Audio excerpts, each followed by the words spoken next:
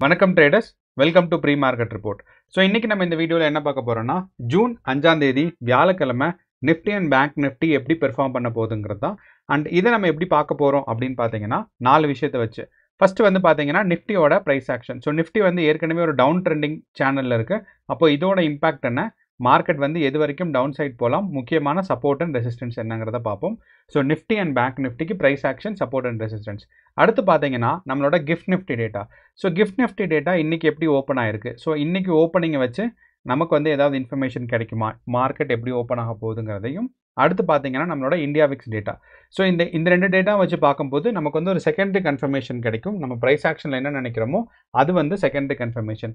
கடைசியாக பார்த்தீங்கன்னா நம்மளோட ஓப்பன் இன்ட்ரெஸ்ட் டேட்டா. ஸோ இந்த ஓப்பன் இன்ட்ரெஸ்ட் டேட்டா பார்க்கும்போது நமக்கு கிளியரான சப்போர்ட் எங்கே இருக்குது, கிளியரான ரெசிஸ்டன்ஸ் எங்கே இருக்குது, அண்ட் இந்த ஓப்பன் இன்ட்ரெஸ்ட் வித்தியாசப்படுறது குறையுதா கூடுதாங்கிறத பொறுத்து மார்க்கெட் மேலே போகுமா கீழே வருமாங்கிறத ஒரு அனாலிசிஸ் பண்ணுவோம். ஓகே, இப்போ நம்ம வீடியோக்கு போகிறதுக்கு முன்னாடி ஒரே ஒரு விஷயம் என்னென்னா, நேற்று ஈவினிங் நான் வந்து வீடியோ ரெக்கார்ட் பண்ணேன். ஆனால் வந்து டெக்னிக்கல் ப்ராப்ளம்னால என்னால் டவுன்லோட் பண்ணி அதை வந்து திருப்பியும் அப்லோட் பண்ண முடியல. அது ஏன்னு தெரியல, அது ரொம்ப நாள் ட்ரை பண்ணேன், முடியலை. அதுக்கப்புறம் தான் அது ஒரு 12 மணி ஆகிடுச்சு. அதுக்கப்புறம் சரி இனி அப்லோட் பண்ண வேண்டாம்னு நான் விட்டுட்டேன்.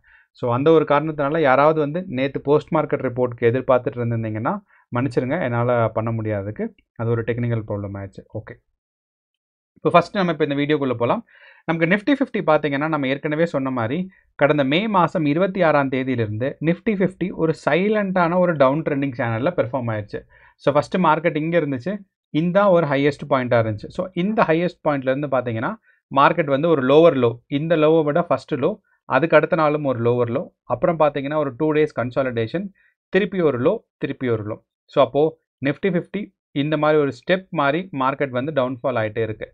ஸோ அப்படிங்கிறனால நமக்கு வந்து நிஃப்டி 50 ஒரு டவுன் சைட் ட்ரெண்டிங் சேனலில் இருக்குங்கிறத நம்மளால் கிளியராக அண்டர்ஸ்டாண்ட் பண்ண முடியும். ஒன்று, அப்போது நிஃப்டி 50யோட சப்போர்ட் அண்ட் ரெசிஸ்டன்ஸ் என்ன அப்படின்னு நம்ம பார்த்தோம்னா, நிஃப்டி 50க்கு முக்கியமான சப்போர்ட் பார்த்தீங்கன்னா 24,500 24,500. அண்ட் இங்கேருந்து மார்க்கெட் மேலே போனால் எது வரைக்கும் மார்க்கெட் போகலான்னா 25,000 வரைக்கும் போகலாம். ஸோ இன்றைக்கி எக்ஸ்பைரி டே. யூஸ்வலாக இப்போ இருக்கிற ப்ரைஸ் ஆக்ஷன் வச்சு பார்க்கும்போது மார்க்கெட் வந்து டவுன் சைட் ட்ரெண்டிங் மார்க்கெட்டாக தான் இருக்குது. ஸோ அப்படிங்கிறனால மார்க்கெட் கொஞ்சம் மெதுவாக மூவ் ஆகி இங்கே வரலாம். ஆனால் சொல்ல முடியாது, இப்போலாம் லைக் எப்பயாவது ஒரு தடவை நமக்கு என்ன ஆகுதுன்னா, ஒரு அன்எக்ஸ்பெக்டட் அப்சைட் மூமெண்ட்டோ இல்லை அன்எக்ஸ்பெக்டட் டவுன் சைட் மூமெண்ட்டோ இருக்குது. அப்போது ஒரு அன்எக்ஸ்பெக்டட் அப்சைட் மூமெண்ட் நடந்துச்சுன்னா மேக்ஸிமம் 25,000 வரைக்கும் மார்க்கெட் போகும். அப்படி இல்லைன்னா நமக்கு வந்து 24,700 அண்ட் 24,800 24,700 800 ஒரு ரெசிஸ்டன்ஸாக வேலை பார்க்கும். சப்போஸ் மார்க்கெட் அதே மாதிரி ஒரு அன்எக்ஸ்பெக்டட் டவுன் சைட் மூவ்மெண்ட் வந்துச்சுன்னா 24,000 வரைக்கும் வரும். அப்போது மார்க்கெட் எதுவுமே அன்எக்ஸ்பெக்டடாக நடக்கலை அப்படின்னா மார்க்கெட் வந்து இன்றைக்கி 24,700க்கும் 24,500க்கும் நடுவில் தான் மார்க்கெட் வந்து ஆசிலேட் ஆகிட்டு இருக்கும், ஒரு சைட்வேஸ் மூமெண்ட்டாக. ஸோ இதை கன்ஃபார்ம் பண்ணுற மாதிரி நம்மளோட இங்கே இருக்க சப்போர்ட் அண்ட் ரெசிஸ்டன்ஸ் இருக்குது. என்ன அப்படின்னு பார்த்தீங்கன்னா அட் த மணி. ஸோ இன்றைக்கி வந்து எக்ஸ்பைரி டே. அட் த மணியில் யூஸ்வலாக call and put option expiry day பக்கத்தில் வரும்போது ஸ்ட்ராங்காக தான் இருக்கும். ஒன்று. ரெண்டாவது, மார்க்கெட் கொஞ்சம் கீழே வந்தால் எங்கே இருக்குது சப்போர்ட்னு பார்த்தீங்கன்னா 24,500ல். அதே மாதிரி மேலே போகிறதுக்கு நமக்கு வந்து பார்த்தீங்கன்னா 24,800. இந்த இடத்துல மட்டும்தான் கால் ஆப்ஷன்ஸோட ப்ரைஸ் வந்து குறைஞ்சிருக்கு. ஆனால் மற்றது எல்லாமே கால் ஆப்ஷனோட ப்ரைஸ் இன்க்ரீஸ் தான் ஆயிருக்குங்கிறனால நமக்கு வந்து மல்டிபிள் ரெசிஸ்டன்ஸ் பாயிண்ட்ஸ் நமக்கு வந்து பில்ட் ஆகிருக்கு. ஸோ அப்போது மார்க்கெட் கண்டிப்பாக ஒரு 25,000 ரீச் ஆகிறதுக்கே கஷ்டம். ஸோ அப்போ நிஃப்டி 50 இன்றைக்கி வந்து ஒரு ரேஞ்ச் பவுண்டடாக இந்த நிலைமையில் இருக்கிறதுக்கான சான்சஸ் கொஞ்சம் அதிகமாக இருக்குது. ஒன்று. ரெண்டாவது, நம்மளோட பேங்க் நிஃப்டி. நம்ம பேங்க் நிஃப்டி பார்த்தோன்னா நம்ம ஏற்கனவே பார்த்துருந்தோம். என்னென்னா பேங்க் நிஃப்டிக்கு ஒரு ஸ்ட்ராங்கான ரெசிஸ்டன்ஸ் என்னென்னு பார்த்தீங்கன்னா 56,000. அதுக்கு மேலே நான் எந்த ரெசிஸ்டன்ஸும் போடலை. காரணம் என்னென்னா 56,000 பேங்க் நிஃப்டிக்கு ரொம்ப ஸ்ட்ராங்கான ரெசிஸ்டன்ஸ். ஏன்னா 56,000 வந்து all time high of bank Nifty அப்படிங்கிறத நம்ம ஞாபகம் வச்சுக்கணும். ஓகே, ஆனால் நிஃப்டி 50க்கு வந்து ஆல் டைம் ஹைலேருந்து ரொம்பவே கீழே இருக்குது. ஓகே, அப்போது நமக்கு வந்து bank Nifty all time high பக்கத்தில் இருந்தப்போ நமக்கு போன வாரம், அதாவது மே மாதத்தோட கடைசி வாரம் பார்த்தீங்கன்னா நமக்கு வந்து மார்க்கெட் ஒரு ஆசிலேஷன் எவ்வளோ போயிட்டு இருந்துச்சுன்னா 56,000லேருந்து 55,000 வரைக்கும். இது வரைக்கும் நமக்கு ஆசிலேஷன் போயிட்டுருக்கு, நீங்கள் பார்த்தீங்கன்னா தெரியும். அப்போது ஒரு சைட்வேஸ் மார்க்கெட்டாக பேங்க் நிஃப்டி வந்து ஒரு 1000 பாயிண்ட்ஸ் ரேஞ்ச் பவுண்டாக இருந்துச்சு. ஆனால் நேற்று ஜூன் மாதம் ஸ்டார்ட் ஆனதுலேருந்து பார்த்தீங்கன்னா நமக்கு வந்து இந்த ரேஞ்ச் பவுண்ட் ஒரு 500 பாயிண்ட்ஸ் ரேஞ்ச் பவுண்டாக மாறிடுச்சு. ஸோ இது நல்ல விஷயம். ஏன் அப்படின்னா இதுக்கு பேர் லிக்விடிட்டி வந்து குறைஞ்சிருக்குன்னு சொல்லுவாங்க. அவைலபிள் ஆஃப் லிக்விட் ஸ்டாக்ஸ் வந்து குறைஞ்சிருக்கு. ஒன்று. ரெண்டாவது பார்த்தீங்கன்னா இந்த ரேஞ்ச் பவுண்ட் முடியும் போது கண்டிப்பாக நிஃப்டி 50 ஒன்றா மேலே இல்லைன்னா கீழே வந்து ஒரு மூவ்மெண்ட் எக்ஸ்பெக்ட் பண்ணலாம். ஸோ அண்ட் இப்போ இருக்கிற பொசிஷனுக்கு பார்த்தோம்னா மார்க்கெட் டவுன் சைட் புஷ் ஆச்சுன்னா, அதாவது டவுன் சைட் புஷ் ஆச்சுன்னா நமக்கு வந்து ஒரு 55,000 வரைக்கும் வரும். அண்ட் அப் சைட் புஷ் ஆச்சுன்னா நமக்கு இனி ஒரு புது ரெசிஸ்டன்ஸை தெரிஞ்சுக்கிறது தான் நமக்கு இருக்கும்.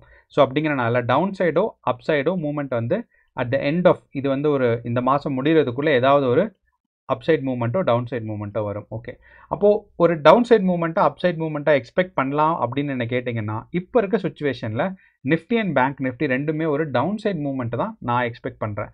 காரணம் என்னன்னா அதோட இந்தியா விக்ஸ் டேட்டா, நம்மளோட இந்தியா விக்ஸ் டேட்டா பார்த்தீங்கன்னா ஒரு 15க்கு வந்துருச்சு. எப்போ இந்தியா விக்ஸ் வந்து ஆல்மோஸ்ட் ஒரு 17ஓ இல்லைன்னா ஒரு 16 18 இந்த மாதிரி ரேஞ்சில் இருந்துச்சு அப்படின்னா மார்க்கெட் டவுன்ஃபால் ஆகும்போது, இந்தியா விக்ஸ் டவுன்ஃபால் ஆகும்போது நமக்கு வந்து நிஃப்டி இல்லைனா பேங்க் நிஃப்டி மேலே போகும்னு சொல்லலாம். ஆனால் நமக்கு பார்த்தோன்னா இப்போ இந்தியா விக்ஸ் ஆல்மோஸ்ட் லைக் 15.6 வந்துருச்சு. ஸோ 15.6ங்கிறது இந்தியா விக்ஸோட யூஷுவல் ரேஞ்ச் தான். ஸோ 15 to ஆல்மோஸ்ட் லைக் 13 தான் இந்தியா விக்ஸோட யூஷுவல் ரேஞ்ச். அப்படிங்கிறனால ஒரு சடன் பிரேக் அவுட் வந்து நம்ம எக்ஸ்பெக்ட் பண்ணுறது இல்லை. இன்கேஸ் சொல்லலாம் இன்றைக்கி வந்து இந்தியா விக்ஸ் சப்போஸ் மேலே க்ரோ ஆச்சுன்னா மேபி ஃப்யூச்சரில் நமக்கு வந்து மார்க்கெட்டில் அப்சைட் மூவ்மெண்ட் இருக்கும். ஆனால் இந்தியா விக்ஸ் இப்போ வந்து 15 பாயிண்டில் இருக்கிறனால எனக்கு தெரிஞ்ச அப்சைட் மூவ்மெண்ட் இருக்காது, டவுன் சைட் மூவ்மெண்ட் தான் இருக்கும். ஏன்னா இங்கேருந்து மார்க்கெட் கீழே விழாது. இனி இதை தாண்டி இந்தியா விக்ஸ் வந்து ரொம்ப அதிகமாக டவுன்ஃபால் ஆகாது. அப்போ இந்தியா விக்ஸ் மேலே போச்சுன்னா நம்மளோட நிஃப்டி 50 அண்ட் பேங்க் நிஃப்டி கீழே வரதுக்கான இருக்குது. ஸோ அந்த ஒரு காரணத்தினால தான் நம்ம சொல்கிறோம் நிஃப்டிலையும் ஒரு ப்ரைஸ் கரெக்ஷன் எதிர்பார்க்கலாம், அதே மாதிரி பேங்க் நிஃப்டிலையும் ஒரு ப்ரைஸ் கரெக்ஷன் எதிர்பார்க்கலாம். ஒரு புல்லிஷ் மூவ்மெண்ட்ஸாக நம்ம வந்து எக்ஸ்பெக்ட் பண்ணலன்னு. அண்ட் இதை சப்போர்ட் பண்ணுற மாதிரி தான் நம்மளோட பேங்க் நிஃப்டியோட டேட்டாவும் நமக்கு பார்த்தோன்னா பேங்க் நிஃப்டியோட ஓப்பன் இன்ட்ரெஸ்ட் ரொம்ப கிளியராக இருக்குது. நிஃப்டி மாதிரி இல்லாமல் பேங்க் நிஃப்டியோட ப்ரைஸ் ஆக்ஷன் ரொம்ப கிளியராக இருக்குது. இதுக்கு காரணம் வந்து பேங்க் நிஃப்டி மந்த்லி எக்ஸ்பைரிக்கு வந்து மாற்றினதுக்கு அப்புறம் தான் இவ்வளோ ஒரு கிளியர் ப்ரைஸ் ஆக்ஷனும் இல்லைனா இவ்வளோ ஒரு கிளியர் சப்போர்ட் அண்ட் ரெசிஸ்டன்ஸும் பில்ட் ஆயிருக்கு.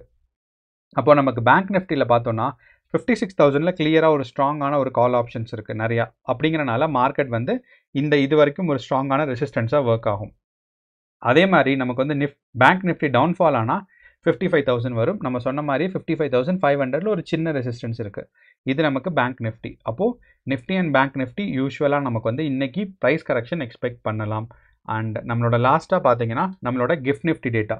அப்போ இந்த கிஃப்ட் நிஃப்டி டேட்டா நமக்கு என்ன சொல்லுது அப்படின்னா, நேற்று ப்ரைஸ் மூவ்மெண்ட், அதாவது நேற்று வந்து பார்த்தீங்கன்னா நேற்று வந்து மார்க்கெட் முடிஞ்சதுலேருந்து இப்போ இருக்க ப்ரைஸ் பார்த்தோன்னா கொஞ்சம் இன்க்ரீஸ் தான் ஆயிருக்கு. மார்னிங் 6:30க்கு இந்த தொடங்கும் போது இதுதான் ஃபஸ்ட்டு கேண்டில், இந்த கேண்டில் தான் ஃபஸ்ட்டு கேண்டில். அப்போ மார்னிங் 6:30க்கு பார்க்கும்போது நேற்று இருந்ததை விட ஒரு 17 பாயிண்ட்ஸ் விச் இஸ் ஆல்மோஸ்ட் ஈக்குவல்னா கிஃப்ட் நிஃப்டியோட ப்ரைஸ் பார்த்தீங்கன்னா 24,750 ரேஞ்சில் இருக்குது. ஸோ அப்படிங்கும்போது இதில் வந்து 17 பாயிண்ட்டுங்கிறது ரொம்ப ரொம்ப மினிமம் சேஞ்ச். அப்போது பியூராக மார்க்கெட் வந்து ஒரு சைட்வேஸ்க்கான மார்க்கெட்டுங்கிறது தான் நமக்கு வந்து இன்றைக்கி கிஃப்ட் நிஃப்டியோட டேட்டா பார்க்கும்போது தெரியுது. அண்ட் கிஃப்ட் நிஃப்டி இன்றைக்கி பார்த்தீங்கன்னா ஒரு பியூர் சைட்வேஸாக தான் இருக்குது. ஒரு அதிகமான ஒரு க்ரீன் கேண்டிலும் பெருசாக வரல, அதே மாதிரி ஒரு ரெட் கேண்டிலும் டவுன் சைடு போகிறதுக்கு இல்லை. எந்த இடத்துல நேற்று முடிஞ்சிருக்கோ 2:30க்கு அங்கேருந்து பார்த்தீங்கன்னா மார்க்கெட் அழகாக ஒரு சைட்வேஸ் மார்க்கெட் இருக்குது. And buying and selling pressure எல்லாமே வந்து ஈக்குவலாக தான் இருக்குது. ஏன்னா இந்த இடத்துல பார்த்தீங்கன்னா நமக்கு ஃபஸ்ட்டு கேண்டில் பார்த்தீங்கன்னா அழகான ஒரு டாஜி மாதிரி இருக்குது. ஸோ அதாவது பாடி ரொம்ப கம்மியாக இருக்குது.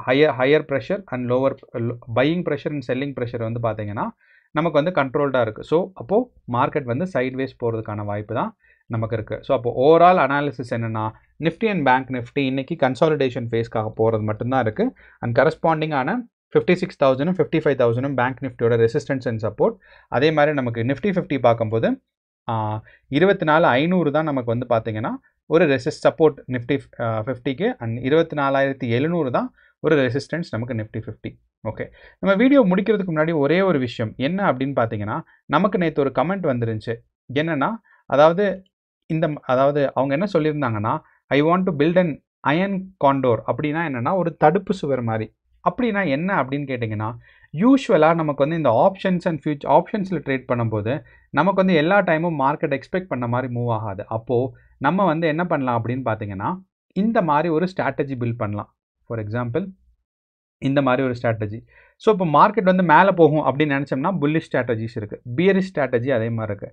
ஆனால் நமக்கு மார்க்கெட் என்ன நடக்கும் அப்படின்னு தெரியலன்னா ஒரு நியூட்ரல் ஸ்ட்ராட்டஜிஸ். அப்போது இந்த நியூட்ரல் ஸ்ட்ராட்டஜி செலக்ட் பண்ணும்போது இந்த இடத்துல பாருங்கள் அயன் காண்டோர்னு இருக்குது. செலக்ட் பண்ணனா இந்த இடத்துல எனக்கு கொடுக்குது என்னென்னா மார்க்கெட்டில் வந்து எந்தெந்த இடத்துல வந்து அதாவது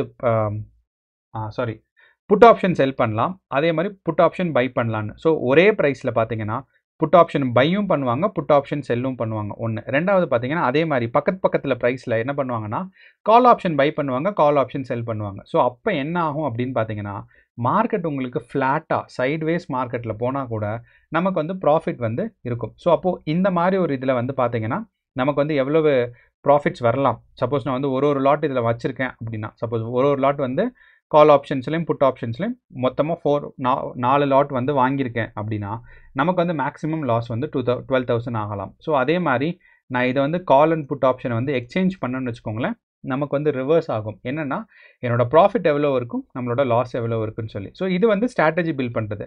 அப்போது இந்த மாதிரி ஒரு ஸ்ட்ராட்டஜி பில்ட் பண்ணுறதுக்கு பேர் தான் அயன் காண்டர், அதாவது ஒரு தடுப்பு சுவர், இல்லைனா நமக்கு வந்து ஒரு கேடயம்னு சொல்லுவாங்கள்ல, அதுக்கு பேர். ஸோ இது வந்து ஒரு multiple put and call option சேர்ந்து வாங்குறது. இல்லைனா நான் வந்து ஷார்ட் ஸ்ட்ராடில் நான் சொல்லியிருந்திருக்கேன். என்ன அப்படின்னு பார்த்தீங்கன்னா ஷார்ட் ஸ்ட்ராடல்னா அதே மாதிரி தான், ஒரே பொசிஷனில் call option and put option. இந்த இடத்துல பார்த்தீங்கன்னா கால் ஆப்ஷன் செல் பண்ணியிருக்காங்க, அதே மாதிரி புட் ஆப்ஷனும் செல் பண்ணலாம். ஸோ அப்படிங்கும் போதும் இந்த இடத்துலையும் நமக்கான ஒரு ப்ராஃபிட் அண்ட் லாஸ் வந்து மாறுறதுக்கான சான்சஸ் இருக்குது. இந்த இடத்துல நீங்கள் பார்த்தீங்கன்னா தெரியும். ஸோ நீங்கள் பை பண்ணுறீங்களா செல் பண்ணுறீங்களாங்கிறத பொறுத்து உங்களோட ப்ராஃபிட் அண்ட் லாஸ் வந்து மாறும். ஸோ இந்த மாதிரி வெறும் கால் ஆப்ஷன் மட்டும் வாங்காமல், இல்லைனா வெறும் புட் ஆப்ஷன் மட்டும் வாங்காமல் மல்டிபிளாக வாங்கும்போது நமக்கு வந்து ப்ராஃபிட்டோட சான்சஸ் அதிகமாக இருக்கும். அண்ட் ஃபார் எக்ஸாம்பிள் இது மாதிரி, ஸோ நீங்கள் வந்து கால் ஆப்ஷன் ஒரு ப்ரைஸில் செல் பண்ணணும், அதை விட கொஞ்சம் மேலே இருக்கிற இதில் வந்து கால் ஆப்ஷன் பை பண்ணணும்.